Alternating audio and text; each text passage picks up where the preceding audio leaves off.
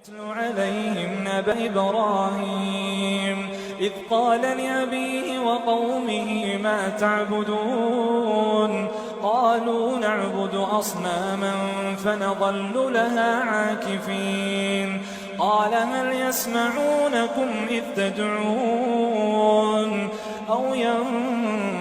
ينفعونكم أو يضرون قالوا بل وجدنا آباءنا كذلك يفعلون قال أفرأيتم ما كنتم تعبدون أنتم وآباؤكم الأقدمون فإنهم عدو لي إلا رب العالمين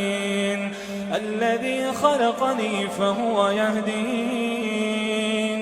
والذي هو يطعمني ويسقين وإذا مرضت فهو يشفين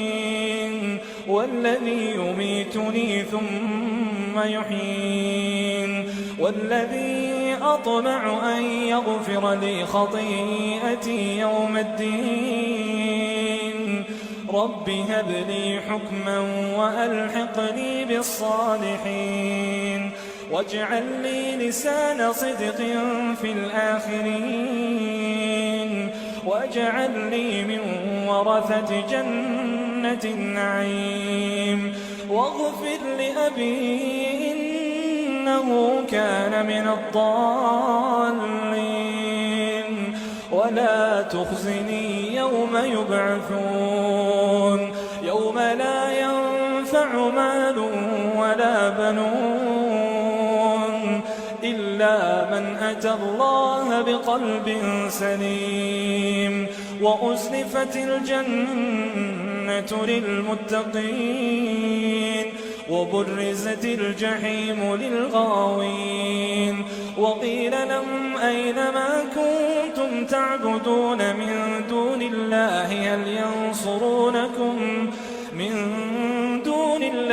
هل ينصرونكم أو ينتصرون فكبكبوا فيها هم والغاوون وجنود إبليس أجمعون قالوا وهم فيها يختصمون تالله إن كنا لفي ضلال مبين إذ نسويكم برب العالمين وما أضلنا إلا المجرمون فما لنا من شافعين ولا صديق حميم فلو أن لنا كرة فنكون من المؤمنين إن في ذلك لآية وما كان أكثرهم مؤمنين وإن ربك لهو العزيز الرحيم.